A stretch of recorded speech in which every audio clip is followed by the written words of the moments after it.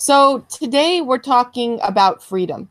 And this is a really, I think, abstract topic. And I think we're going to have a lot of discussion. And when it comes to the questions itself, I think we're going to maybe really go on different tangents. But I think that's part of the topic itself. It's one of those more open-ended ones. It's not like it's so defined. And so let's just talk about this a bit. Because what exactly is freedom? I mean, there are a lot of different understandings of this word and what have you. Is it just a word? Is it just a concept? Is it something more? Is it something that really we can define? I think we're going to discuss that and a lot more today in this conversation club. So, were you able to read the article and watch that one video? Yes, I have. Okay. Okay, I just read through. Okay. All right. Well, let's maybe start with a good question, which is, I mean, again, there's no right or wrong answer to this. It's just a matter of talking and discussing. And the first one is, what is your definition of freedom? Denise, let's start with you. What do you think when you hear the word freedom? What is it? For me, it's impossible to select only one definition of freedom, some specific and simple, because there is a different, many kind of freedoms, like mass media freedom, personal freedom, political freedom, information freedom, technology freedom, or some other freedoms we can to subtract. So to my mind, it is some kind of global concept, or probably a meme or something like this. It's a wider than possible explanation for me. Okay. Yeah. No, again, it is. There are lots of different components, lots of different concepts. That's a good thing. What about you, Elia? What do you think? How do you define freedom? Or what do you think of when you hear the word freedom?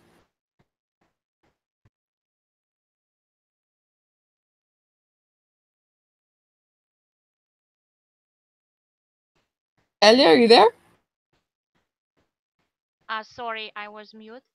So I looked about 5 minutes ago the freedom definition in internet, and the first I found was freedom is the power to act and to do what you want.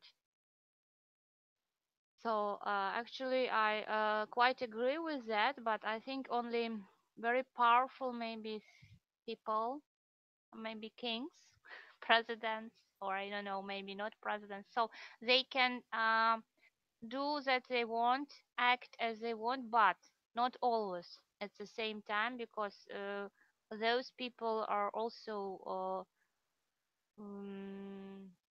should participate, behave in this or that way, and sometimes they have even less freedom than ordinary ones. So another people I remember when I am thinking about freedom. I don't know how is it in English, but in Russian, so it is that definition. It is coming from Eastern culture, so they are called dervish. Dervishi. It is in Russian. I don't know what is it in English, unfortunately. So I think these people, they are traveling all around the world. They are rather poor, but they are really free, I think. So maybe that is freedom.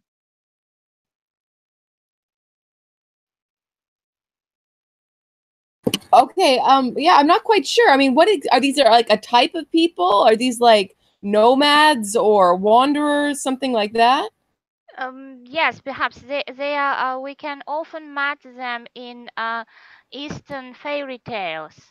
Yes, I know what you're talking about. Yeah, this dervish. Yeah, Yes, those. I know what you're talking about. Yeah. Okay. All right. Did Loka join us? Yeah, I did. Hi, everybody.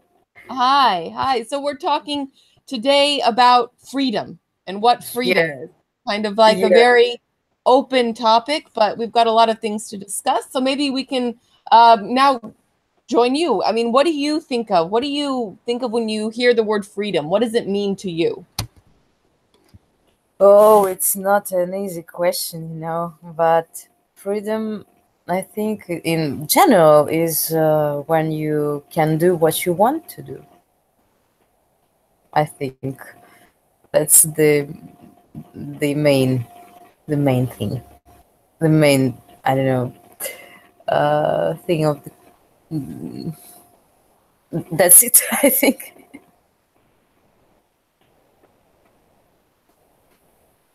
Okay, I mean, yeah, that's fair. I think, well, just in my life, the whole idea of freedom and what it means, what its definition is, has really changed because I've lived in several different places. And I think notions of what this term means are also very different. And I think that when I hear the word freedom, one of the things that comes to my mind, just from my education, my initial education in the US, one of the things that comes just automatically with freedom is the concept of democracy.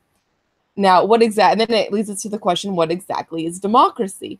And then you get to a lot of different debates too on whether or not that is true freedom or not. But I'd say that from the American point of view, freedom and democracy go hand in hand. Now, that's what I learned growing up.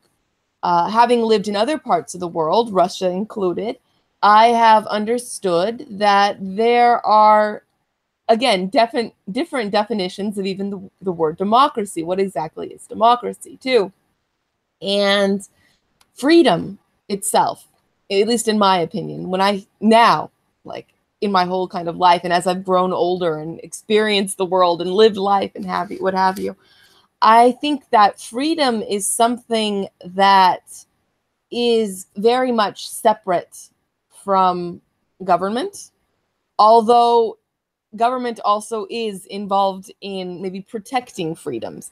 So again, it's a very kind of complicated system and circle of all of these different things.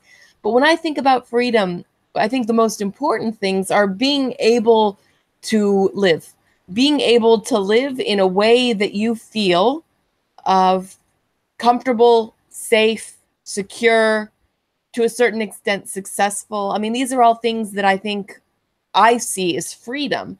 However, you have different systems of government, whether they be democracy or what call you, but as part of keeping society safe and so-called protection of those freedoms, I think that what we often see is a lot of those natural freedoms may be inhibited because of laws, because of rules, because of expectations from society. So again, it's one of these very complex systems. Let's talk a little bit more about everything. Do you think that you live in a free country or society? Loka, what do you think? Do you think that you live in a free country or society? Nope, I don't think so. Okay, why? Why or why not? Because we've got Putin there and keep control. Well, actually, well, on the one hand, tell what you think, because I mean, I think this topic. I know that we usually kind of stay away from politics and those sort of things, but this is a topic that you really, I think, you cannot isolate politics from. And it doesn't matter where you are. It doesn't matter if you're in Russia. It doesn't matter if you're in the United States. This whole idea of freedom, of protection, of living, and then of government laws and why they're there, what they do, if they're helping our freedom, if they're inhibiting our freedom. I think that this is really an open topic. And I think that this is, today, I think that we should discuss it. And we can share what we think, because I don't think there is any right or wrong answer. I am not anti-Putin. I am not pro-Putin. I am not pro-Trump. I am not anti-Trump. I am all for discussion. So let's talk. Let's discuss today. Okay. Well, to my mind, I don't live in a free country because I don't feel myself safe. Because it is a police country, something like that, where the police rules everything, and the laws are not very strict, and you can, well, one can break the laws, I don't know how to say it right, and there will be nothing to him, and another one can not do anything illegal and one day find himself in a jail. So that's it. Okay. Elia, what about you? What do you think? Do you think that you live in a free society or country? I also don't think that I live in a free society, but I also think that there is no free society nowadays in the world at all.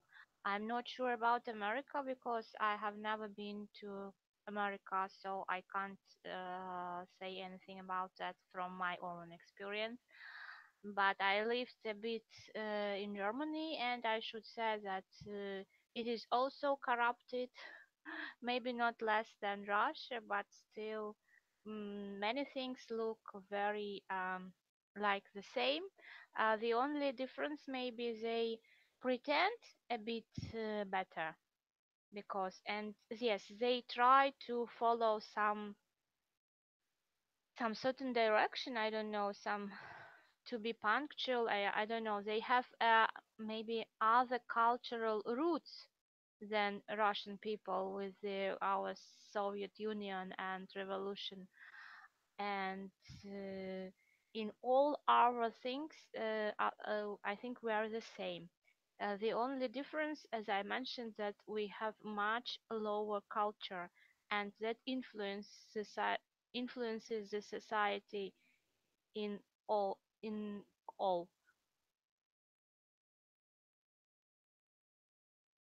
Okay, that makes sense. What do you think, Denise? Do you think that you live in a free society or country? Generally, I think no, because free society is impossible without free information and free political abilities and so on. So generally, I think no, this is not free society. But in my mind, most people which I communicate, my inner circle of my social group, probably, I don't know how to explain correctly, is generally more freedom than other people around. Also, freedom, to my mind, it differs from one people to another. For part of people, probably freedom is more about safe, but for other people, freedom is more about abilities. So to me, some limitations according to mass media information is a worst thing that can be exist now, because information is one of the trigger of our growth, of economic growth, of technology growth.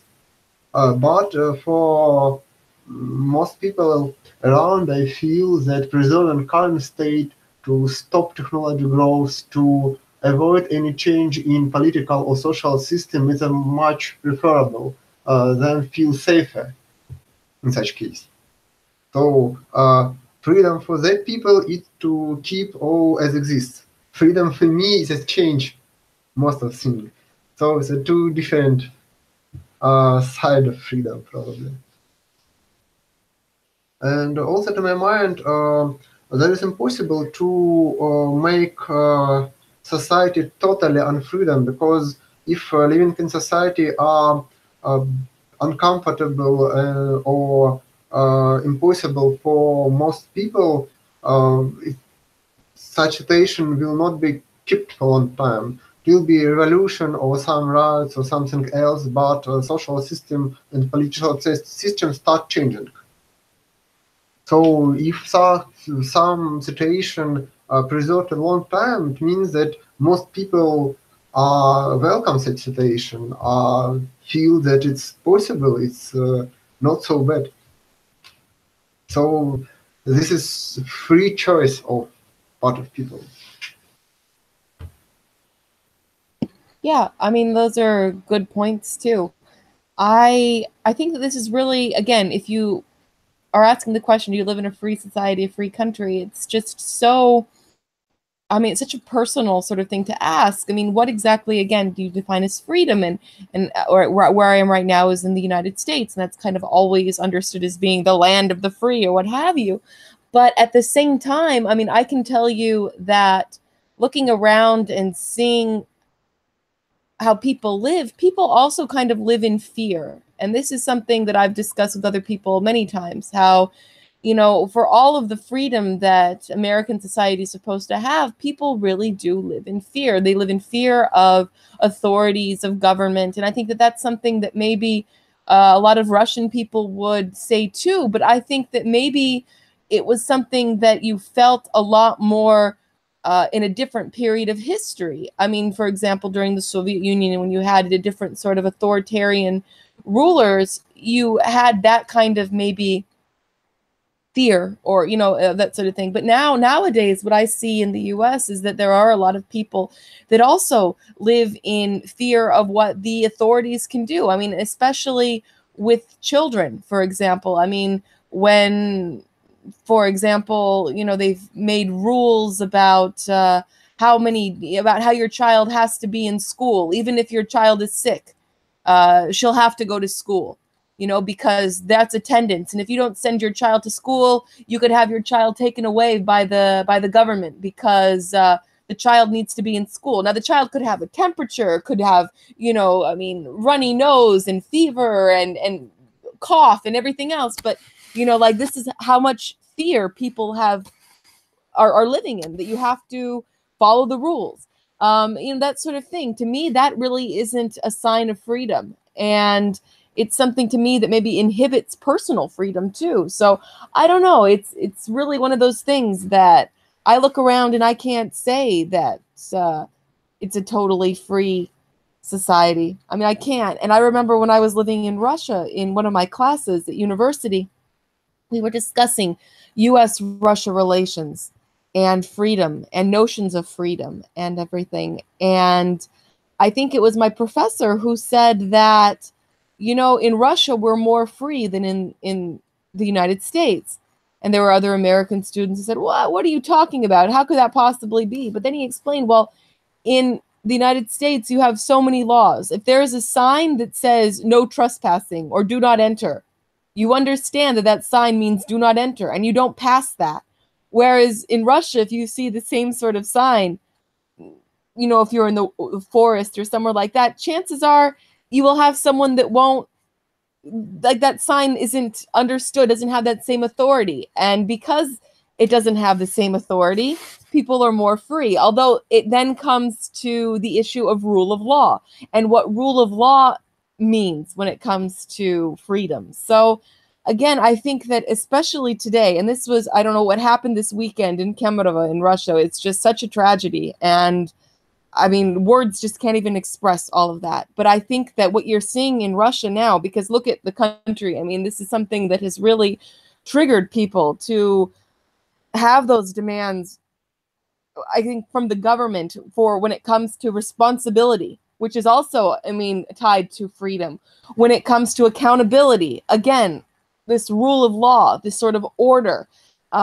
These are the sort of things that I think that people in Russia today are really understanding as part of that freedom, part of that quality of life, part of just survival that requires the government, the society, to be accountable for so many things, you know? And again, I think maybe this really reminded me a lot of that discussion in that class that I was telling you about how there was that Russian understanding that freedom is like not having to follow those rules, right? Whereas in the United States, people live in fear because of the consequences of not following a law, whether it be jail time, whether it be a fine, whether it be the end of your business or something like that. There is a true fear that maybe protects freedom, if that makes any sense. So again, this is really a very complicated issue and topic, but I think that there are a lot of questions that we need to be asking ourselves in our society.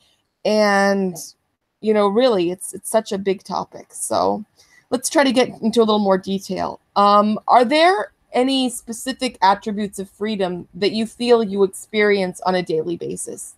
Elia, why don't we start with you? What are some of these attributes of freedom that you experience daily?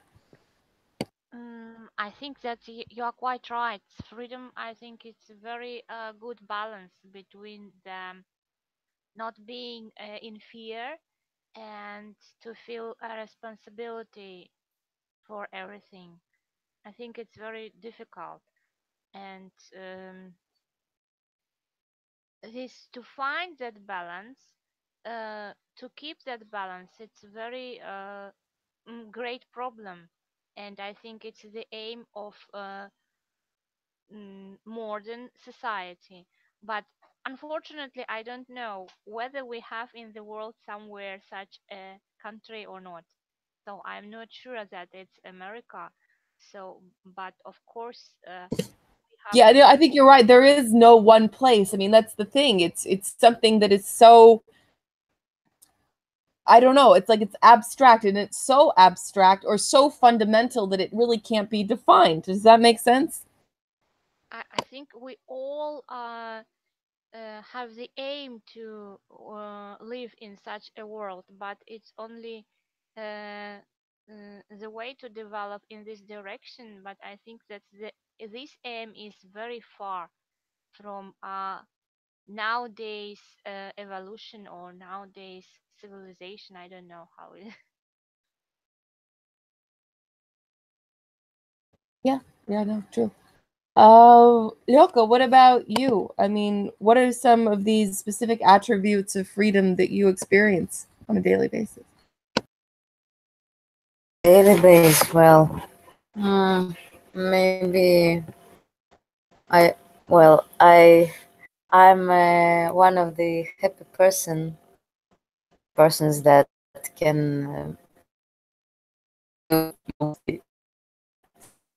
so maybe that is. So, for example, every day I have possibility to go. I go with me.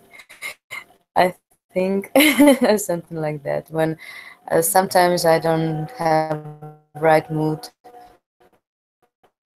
to work, I don't work. So I can myself. So, but so there is no like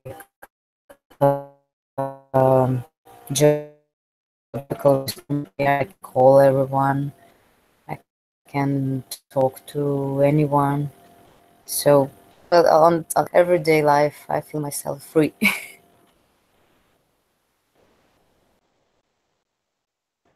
So that's it. Okay. All right. That makes sense. Denise, what about you? What are some things that you think about when you have this freedom? What do you experience freedom-wise on a daily basis? I have different experience. For some freedom experience at one side, and have lack of freedom on other side. So of course it's more sensible and more emotional in some cases of limiting or lack of freedom. So for example, I prefer using a backpack to keep some notebook and some other thing with me. And after increasing security in metro, rather often security ask me to check my backpack, and I should spend some time to set it up at the Röntgen machine, or to check it by metal detector or something else. But really, this is only mindless limited, because I usually have some tools equipment with me, and no one situation where was a real questions. What it is electrical equipment, what is tools, or what is a big piece of metal, because it's unable to detect what is it really. Another side, it's a limitation of internet access. We have a bunch of blocked sites. Also, we have an upcoming experiment to blocking of part of Amazon Web Cloud infrastructure, which is rather sensible to me because, according to my work, we have a set of software and systems which are set up at Amazon. So I should find some bypass way to continue doing my work. Also, I'm not feel free because I know about many of trying to check information or to blame in extremism after some political articles, reports, or some photography reports. So such event make feeling me not free. But on the other side, I know that most part of its control is only a formal thing. It's not work full time and not to do any really deal. It's some kind of random thing. Okay. Yeah. Again, I mean, there's so many different things. You bring up so many interesting topics about things that, yeah, I mean, really have changed when it comes to security checks of your bags in the metro. I mean, that's a great example of how, you know, kind of just, again, is it freedom? Is it lack of freedom? Is it protection of freedom? You know, like what exactly is it? It's one of those really complicated issues, and our society has changed so much in the past, 20 years or so, I'd say, with all of these different things. When I think about freedom on a daily basis, part of it is, one, being able to live, to breathe. I mean, these are all very fundamental sort of understandings of freedom. Eat, sleep, and have money to buy food or gas for the car or all these other things, rent for your apartment. Those are all kind of freedoms too. But then at the same time, they're also maybe responsibilities. So is it really a freedom when you have to work to earn money to have food, you know, because that's, again, one of these things that you've got to really kind of think about. I don't know. Otherwise, what is a freedom? Yeah, freedom to live, freedom to work, freedom to be. But is that really something that is provided by the government? Any government? I don't know. I mean, unless the government is specifically taking you and saying you must live here or you must be here, you must do this. I mean, that's something that I don't think we've really experienced directly in our lifetimes. Of course, I mean, in different periods of history, there have been circumstances when those freedoms have definitely been taken away from people, and in mass numbers. And that's not only in, let's say, the Soviet Union, but also in the United States. You know, that's happened in Europe, that's happened in Asia, it's happened all over the world in different capacities. So that is, I think, the sort of limitation of freedom. But I would say that nowadays we all really do have that sort of personal freedom. I mean, to live, to be where we want to be, which is a huge sort of thing. But again, these are all really kind of complicated topics and understandings. But let's talk more about the things that limit your freedom. Denise, you already talked about that when it came to checking in the metro or, you know, these sort of things. Are there any other things you can think of that limit your feelings of freedom? For me, I feel feeling a limit of my freedom if I meet some ineffective or mindless thing. Only one time I was checked at the metal detector. It was in the St. Petersburg. It was a Jewish child center, and there was a rather logical questions because security detect near a half-kilogram piece of metal in my backpack and ask what is it, because the same weight have a gun, small gun, and there was a tool, and I suggest to take it and show, and because it was necessary. My answer was sufficient. In Moscow metro, every time I going through detector starting alarm, and no time there was any questions or real checks. Only trying to check again by hand metal detector, getting the same alarm, and then okay, goodbye. Why? It's not work. I can keep a auto gun in my backpack and go with it into metro. But it's a whole system. It's mindless. Yeah. Oh, you talk about that in the metro, and I think about airport security. You know, with you have to take your laptop out of the bag. Maybe that'll be next in the metro. You have to take your laptop out of the bag, and then you've got to worry about someone stealing your laptop or something like that. You know, you never know. But I know that when I'm at the airport, for example, with all of this security check-in, taking everything out of your bags, in the United States, taking off your shoes, taking off your coat, and all the layers of your clothing and everything else. I'm just thinking that is an unbelievable hassle. And I used to travel so much by plane growing up, and that was never the case. This is all post 9/11, and then post all of these other security measures and systems and everything else.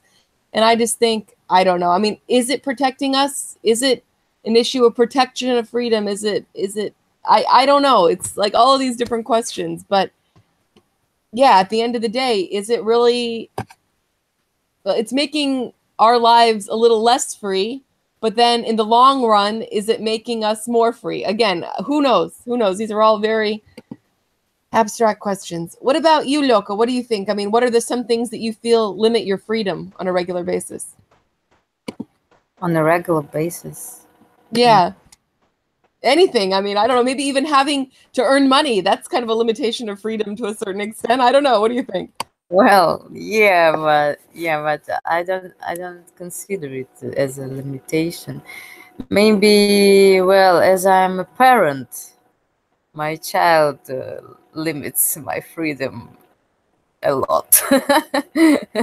So, but because I have to do a lot of things according to this family situation, and to take care of him and all that stuff. Maybe he's the one who limits me the most, I think, even more than the government does. Okay, that's a fair answer. That's a fair answer. Again, and that gets down to the understanding of freedom and responsibility, right? I mean, these are the same sort of terms and concepts that come up back and forth. And I think that, it's really just a circle, like I said before. Elia, what do you think? What are things that inhibit your freedom on a regular basis?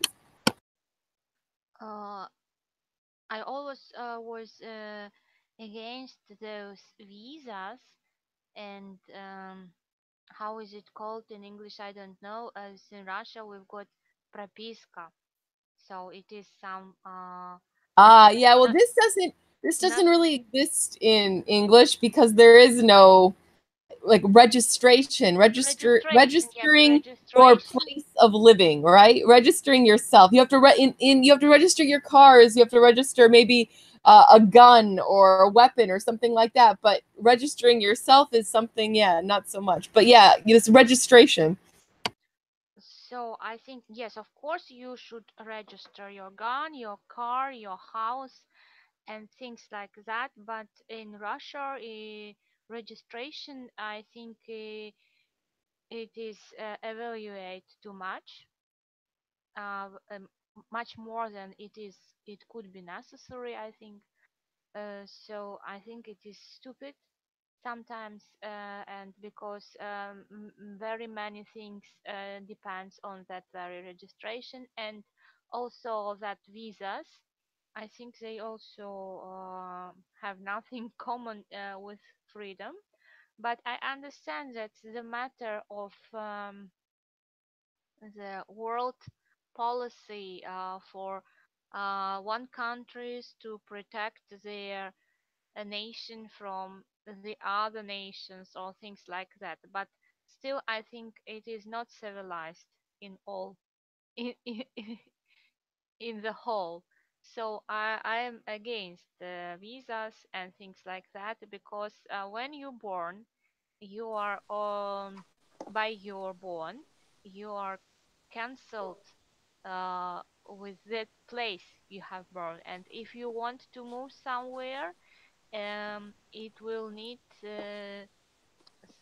some efforts how to change, and not only to learn language and do some things like that, but to think about all that documentary things, so you can't feel yourself free, and you can't think, or I can live here and there, try this and that. So I think maybe from all the nations, I think I think that American citizens in this sense are much more free than all others.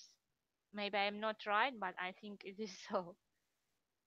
I think it's a common, maybe stereotype. Does that make sense? I mean, that's one of those things that I don't think there is a right answer or a wrong answer. I think that's just what many people in the world understand. That's what people maybe want, see as an ideal.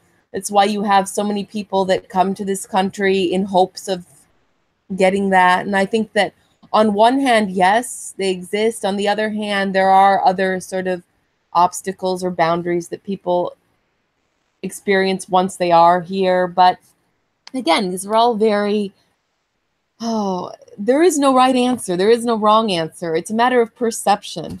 It's a matter of, how we feel, what we want, what our expectations are, I think. When I think about what limits my freedom, again, I have, I don't know, the advantage or the luck, or I don't know what exactly you want to call it, to live a rather, I would say, a free life where I'm able to go where I want to go, where I've never really felt that I've been prevented from doing something that I've wanted to do. I mean, I think that maybe when I was living in Russia, there were a lot of instances of bureaucracy that inhibited my freedom, whether it came to something at university or, buying a car or having to have some translation with some stamp or seal or something like that, which I'm sure you're all, aware of the bureaucracy of Russia, which is there, there to maybe, in theory, it's there to, again, protect people, right? It's exists for a reason, but then it also creates these maybe problems for people on a regular basis. And then you have to find a way around them. And then I think we get back to a lot of the problems that we see, especially in Russian society. Again, is this a stereotype? Is it a reality? The whole sort of problem with bribes, which has, I know, diminished in recent years. There have been a lot of programs that have tried to bring that down and curb that corruption and what have you. But still, it's like the more that you have, the more that people have to go around barriers in order to get those freedoms that they want, the personal sort of just getting something done.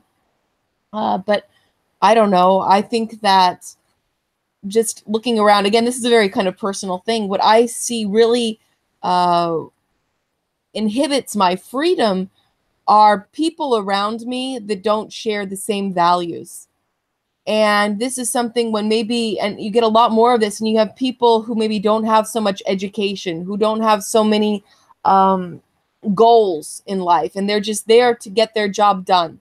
And they're not urgent about it. They don't really care about interacting with people and efficiency. And that to me really inhibits things. It's like when, again, I don't know exactly how to explain it, because it's just one of those things that I noticed that maybe, yes, does. But if I'm waiting in a huge line for something and I don't quite understand why, for some reason, I really feel frustrated by that. And I feel like maybe it's my freedom that's being inhibited. But again, these are all kind of maybe first world problems, because at the end of the day, we all do have food and shelter and jobs, and, you know, we're not living in a third world country where maybe, I mean, but maybe a lot of times people who are living in third world countries are a bit more free because they don't have to worry about some of the things we do. So again, it's this circle, it's this cycle, it's these opposites, and really a lot of things to think. What about laws? Let's talk about laws. I mentioned that. How do you think that they enhance our freedom, and how do you think they interfere with them? Lyoko, what do you think? Laws. Where do laws fit into freedom? It's an interesting question. Maybe someone else will start, because I need to think. Who wants to start, guys? Who wants to start? Anyone? Any takers? Do you want me to start? Can you repeat once more the question, please? Laws. How do laws enhance freedom, and how do they interfere with freedom? I think that laws are very important because they regulate somehow the society. But another side of that, these are laws, some laws from the other, for not for all people, and it is very usual situation in Russia when you've got some good acquainted people in some government structures, and that very bribes, yes, can help you to solve situations in that in that way how you see that, and to avoid that, to avoid punishment and to avoid everything. I think it is much more difficult in developed country like in America. I think I think that sometimes it happens also there, but much more rarer than in Russia. So I think it's in Russia it is very common. That's why maybe we can speak about Russia like the third world country, because I don't know. I think we are some like Latin America, something like that. So that's why we don't. I don't think that we are a developed country. Maybe we can. The only difference from Latin America, I think that the education is much higher in Russia.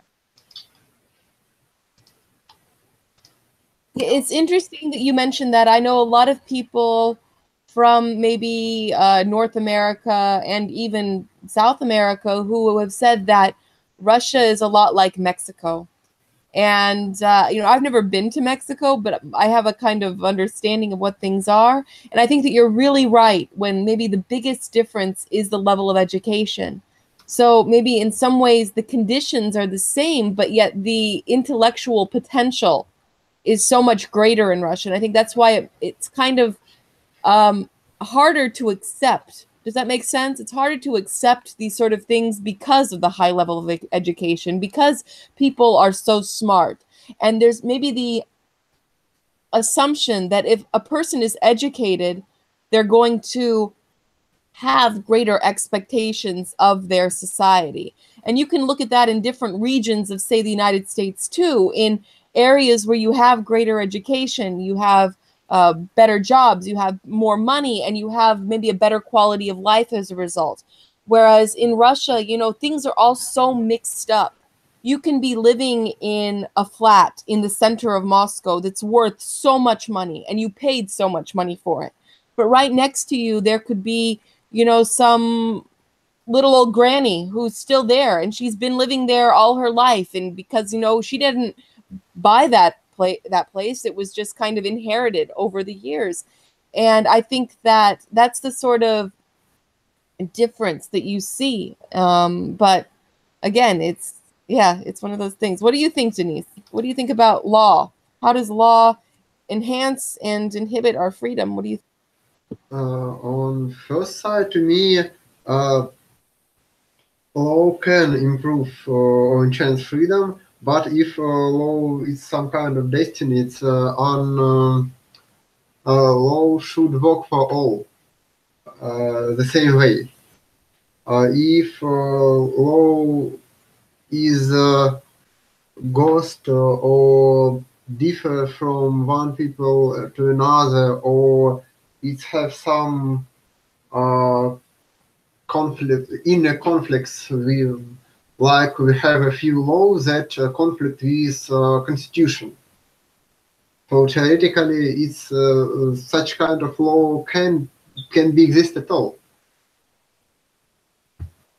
On second step, yes, law can at one side limit freedom, but on another side can place some borders to protect one people from freedom of another people. So if you want to have a gun and fire to a bird, or to a can in your backyard, this will be not comfortable for people around you. So for such cases, law can make situation more predictable and more comfortable for all. But on the other side, it's possible to create some special laws to limit freedom, like to limit information, limit ability, limit economy freedom, or something else. So at first step, law should work at all. And on second step, yes, good law can improve freedom and safety at one time. Okay. Doka, what about you? What do you think now?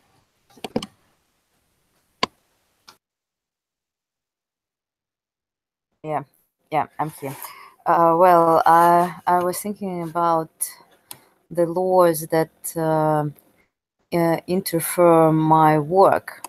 For example, as I'm an entrepreneur, right? So, my company is very small. It's like micro business. Even though I have a lot of problems with the accounting system, with these papers, and the government continues to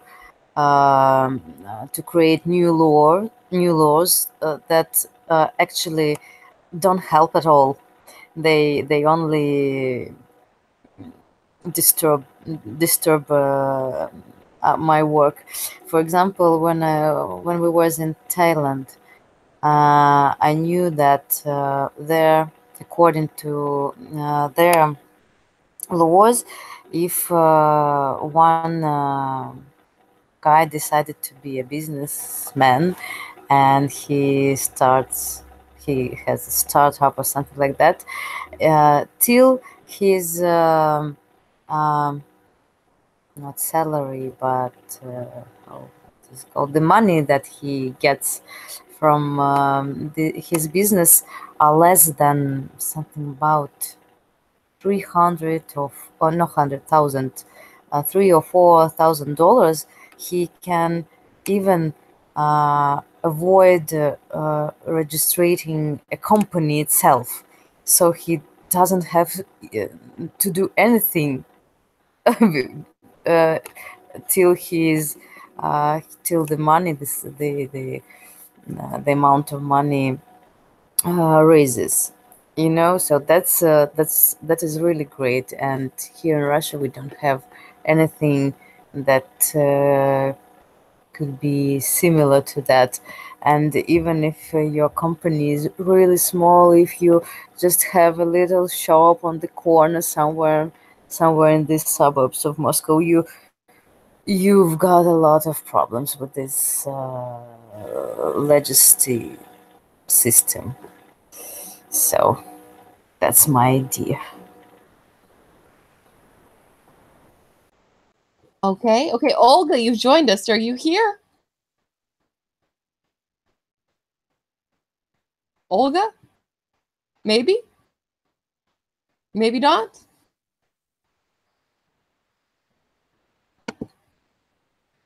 I don't know. I can't hear. Can you guys hear me?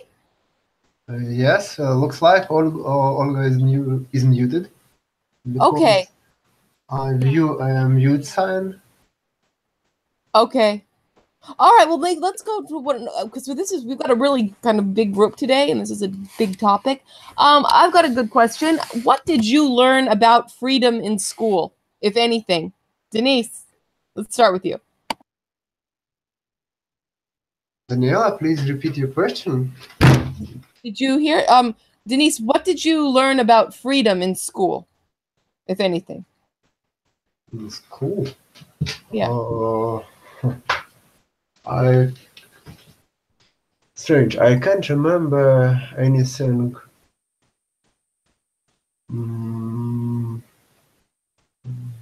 That's fine. That's fine. Lyoka, Elia, I mean, do you remember learning anything about freedom in school? As for my remember, Nothing at all. I can remember, but it's not about school. Before school, when my parents start preparing me to school, I have a Soviet time. I don't know. On Russian, it means bukvarь. It's the first school book, and there was few slogan about freedom, but it was a social test. USSR time slogans. But yes, I can't remember anything. That's still something. That's important too. So I'm just curious. I'm curious. What exactly was it? Oh, it was a simple communist propaganda, like I trying to translate it back. Like USSR people are the most free people in the world. The USSR is the most free country. It was a simple phrases to imprint in child mind. Yes, and crazy, exactly. Yes, yeah. Crazy that in later books, which were printed in early Russian time, I can't remember anything like this. There was nothing about freedom at first part of school. And only I can remember only one thing. It's about democracy. It's top classes. It was about social science. Okay. Only. Yeah. All right. Lyoka, you say nothing. Elia, do you remember? During my school days, I remember nothing common with freedom, because they were that very USSR days, and during Soviet Union really was very difficult even to say something against the government, not to do, but to say. But at the same time, I was born not in Russia, but in Uzbekistan, and it was like colony of Russia. So, and I should say that maybe not opposition, there wasn't opposition, but the local government and people. So you could speak some forbidden things in that very kitchen, and everyone knew about that, but it wasn't allowed to make it loud and open somewhere in society. So nothing common with freedom, I remember from my school years. Okay. Yeah, it's interesting. You know, I remember what I remember was just this. We are free, right? But there was no detail as to what exactly that was. It was just embedded, imprinted into our minds that America is the land of the free, right? But what exactly that means was never, I mean, expanded upon. It was just kind of like, it's the same sort of thing. Like Denise, you're talking about propaganda, right? It's the same thing, but you just teach people that you lead them to understand that. But when it comes to asking questions, it's like you're not even supposed to ask questions because it's just kind of there. So I don't know. I remember in school, maybe when one child was acting up or something like that, or, you know, maybe bullying someone else, their reply would be, "It's a free country." And I just thought to myself, that was I was maybe in second grade or third, I mean, quite young. And it really made me consider, well, what exactly does that mean? And it was when I had maybe a kind of, I don't know, revelation or something like that, that maybe things are a bit more complicated and that it's not a matter of just being able to do something, but also having that responsibility to do something right, you know, or look out and protect other people too. So again, I mean, these are all such really big things. And I think that we need to be asking ourselves these questions on a regular basis. We should be asking our children these questions too, so that they understand, you know, what is expected of them, but also what they should be expecting from their societies, from their governments. You know, again, this responsibility, I think, is a huge thing that we cannot isolate from freedom, because everything is, like I said, this big circle. So I don't know. I mean, we've talked a lot today, and I don't think we have much more time to continue. But does anyone have any ideas for next time? And did Olga ever show up, or she's just here hanging out on mute? And she tells me that she has some problems with the microphone or something like that. Oh, But okay. she Okay. listens That to us. happens. She Yeah, enjoys I know I had that problem too, but we're okay now. So, guys, for next time, do we have any ideas for topics or? Today I have no idea.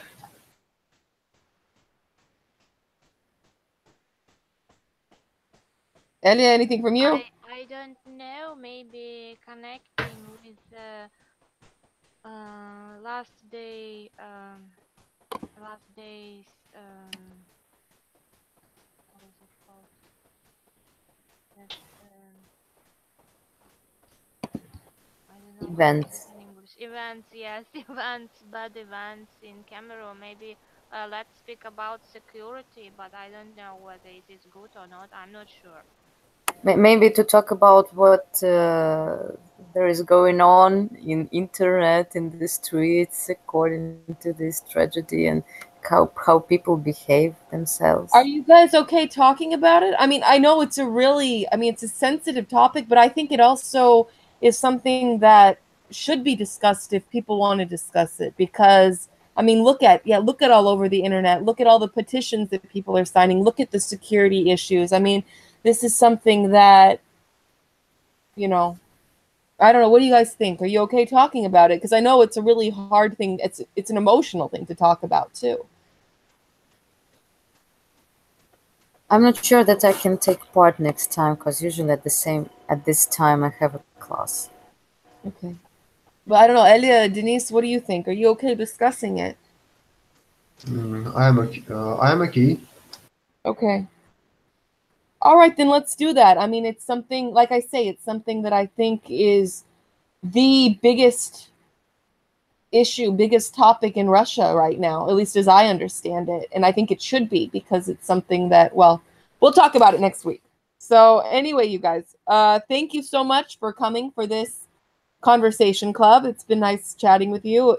Think again about freedom and about responsibility and about all these things. And have a good evening, everyone. Thank you, Daniela. Thank you, Daniela. Thank you all.